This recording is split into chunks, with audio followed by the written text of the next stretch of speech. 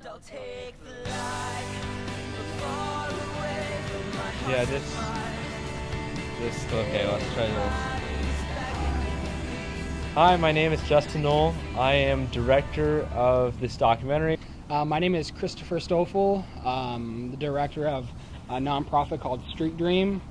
And we're partnering with J.E.N. Films to produce this. We're working together with the Northwest Human Services Downtown Host and Family Program to raise them money and awareness for homelessness. And this is a documentary dealing with homelessness, kind of showing the realism, raising awareness for it, and trying to break the stereotype.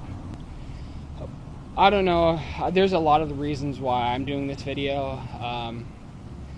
I want to give awareness, showing that it's not what the stereotype says about what the people, why they're here. Each person has their own separate story. I'm a liar. A little bit of criminal activity. Yeah. You gotta do what you gotta do when you're in that situation. No, that's certainly true, man. How did you get out? How did I get off the streets? Yeah. Honestly, I got caught slipping, got arrested, did my time, went on the run for a little while, well, 11 months, and I camped out in the woods for 11 months, started smoking a lot of stupid stuff, and then one day I decided to turn myself in, and when I turned myself in, I did 75 days in this like kind of rehab /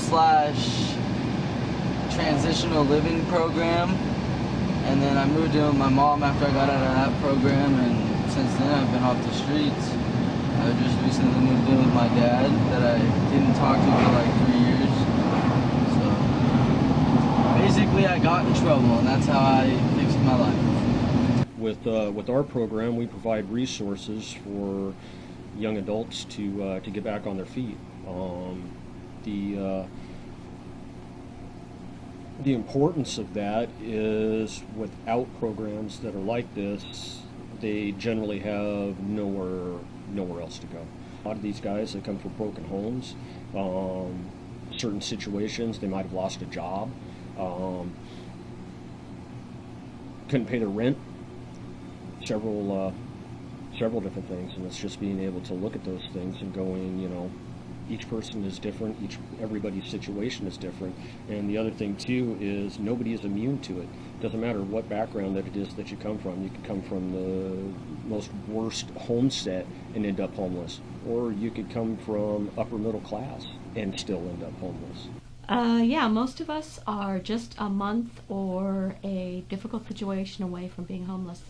All it takes is for some kind of family tragedy, whether it's a medical emergency or a loss of a job or a critical illness.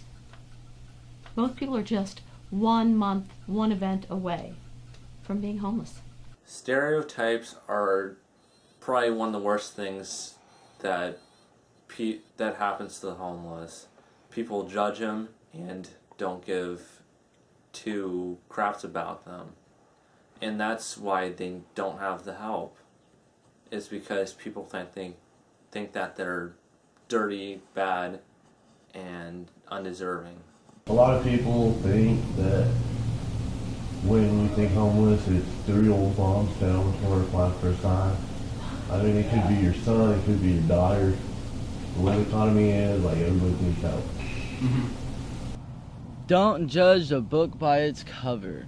You look at somebody and you see that they're homeless, and people, especially society, especially the people who are in good positions and were sheltered all their lives and grew up with both their parents and all their brothers and big old family reunions, those are the people that are stereotypical.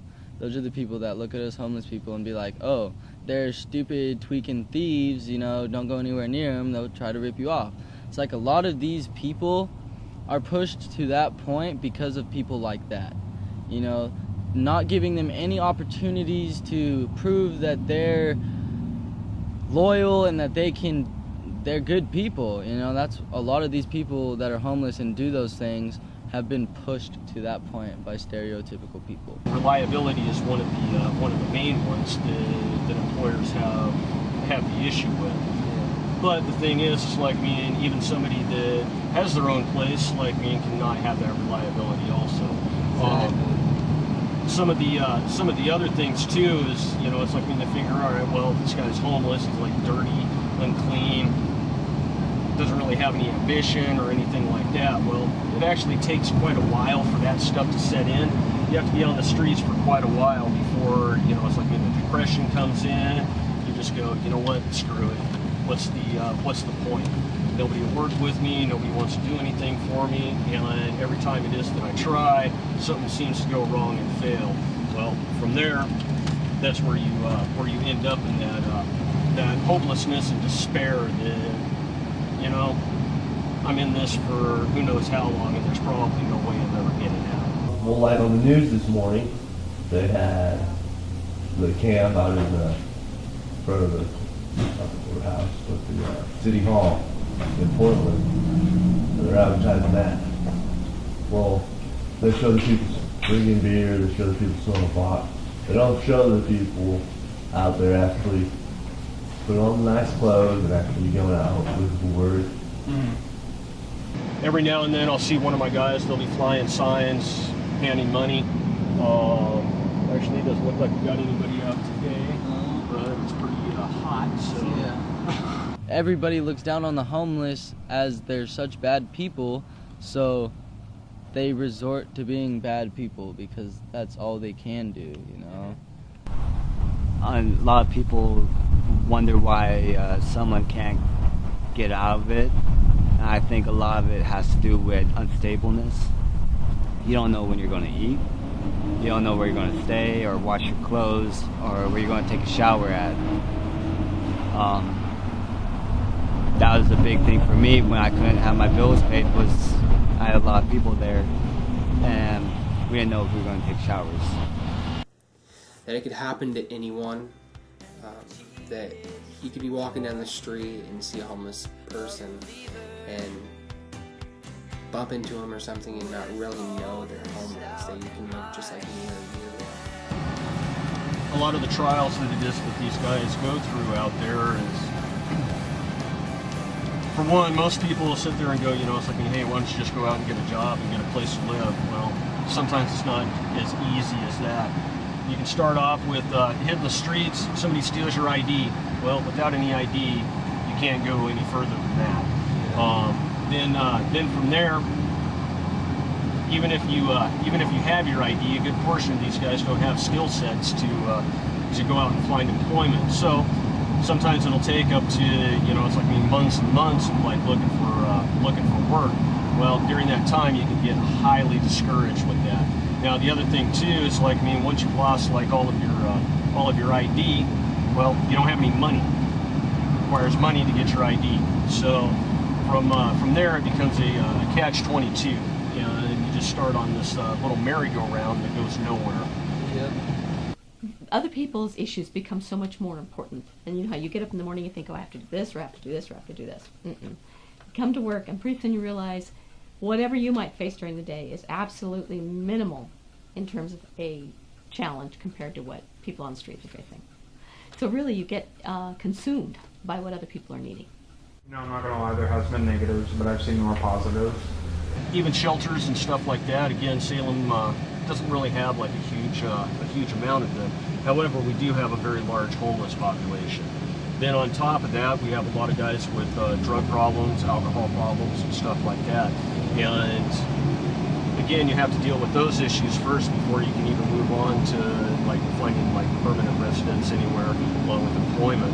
And yet again, large population of these problems, but a small portion of the resources to be able to access that stuff. So you'll find that a lot of these guys will turn to criminal activity, not because they're actually criminals, but out of necessity.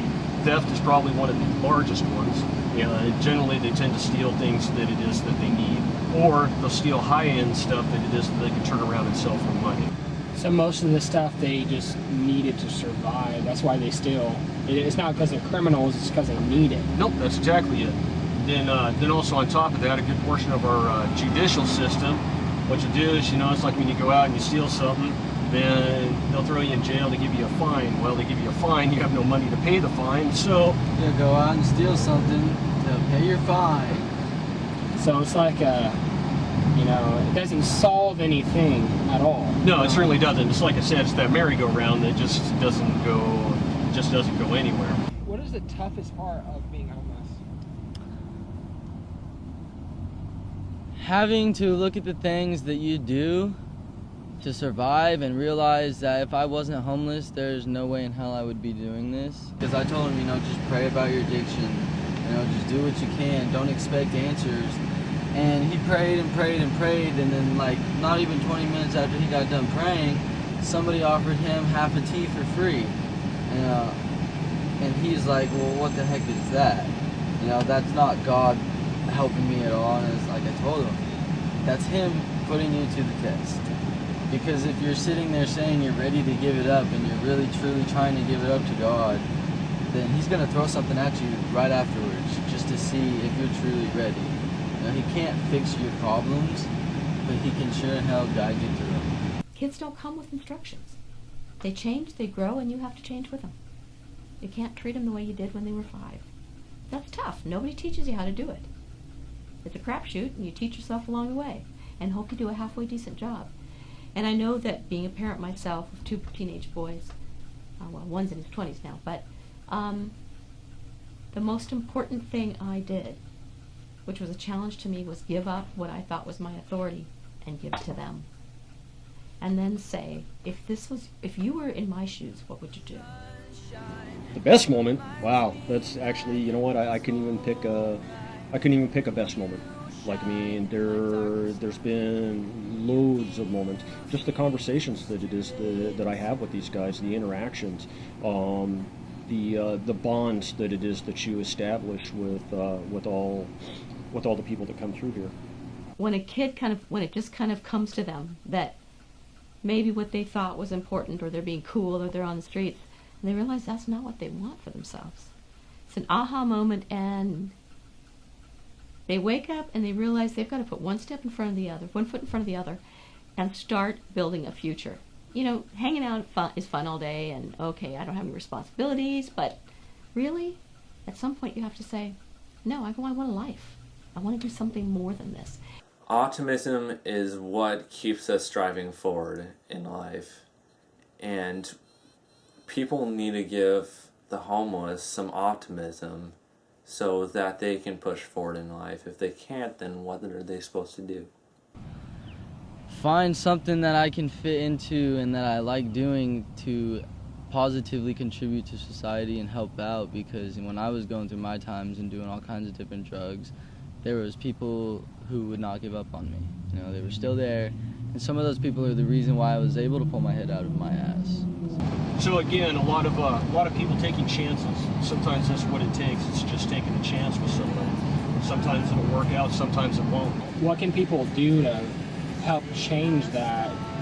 Provide resources to more resources to the place they stay. What kind of stuff can people give to the people so they won't have to resolve to thieve, stealing to get what they need? Donations, what could they do to help? Well, obviously donations. It's like, any of the organizations that it is that we have within the city, it's like, obviously Northwest Human Services where we work.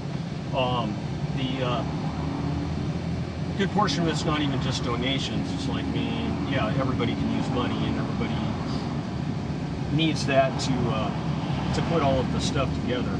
But again, it's like people like yourself bringing awareness that these problems are actually out there. Stitches is a street outreach program also. It's run by Pastor Mark, one of the few faith-based places that is open to these guys. And that's my church, and a quick rundown on the faith-based part about it is, a lot of the churches out there look down upon the homeless and look down upon the people with drug addictions and, other religions. Like, if you're pagan, then, they curse you out or something like that. But Our church, we look at ourselves as the church behind enemy lines. We welcome crackheads, heroin junkies. We'll let a Satan worshiper walk through our doors, you know? Because we're not the type of people to turn anybody away. You know, that's the church that God reached out to me through. Hopefully it gets bigger, because that place could do a lot of good in this world. For example, like it could be something that's small to donations. Like we had a Lolleries event, people just donate a couple bucks. Or just, doesn't even have to be money, it could be clothes, it could be hygiene products. The biggest factor is finances, you know. Not necessarily just throwing money out to places, but specifically putting money out to enlarge in the facilities that are there. Because, you know, some of the shelters out there have a capacity that they can't go over, and it's not their fault. You know, as much as they wish they can, they can't. And that's just the rules. And if there was more financing into it, you know, like if enough people put it together, that could be a homeless shelter. You know, that building right there could be a homeless shelter. You know, it's a responsibility not only for the people that are in that situation, but us as a society to help make things better. Thank you for taking the time to watch this video. It really means a lot. This video was really hard to do, but it was possible. It pulled a lot of emotions for us, but we did it. And I pray you push back with some hope and give hope to people. Thank you. But the sunshine reminds me that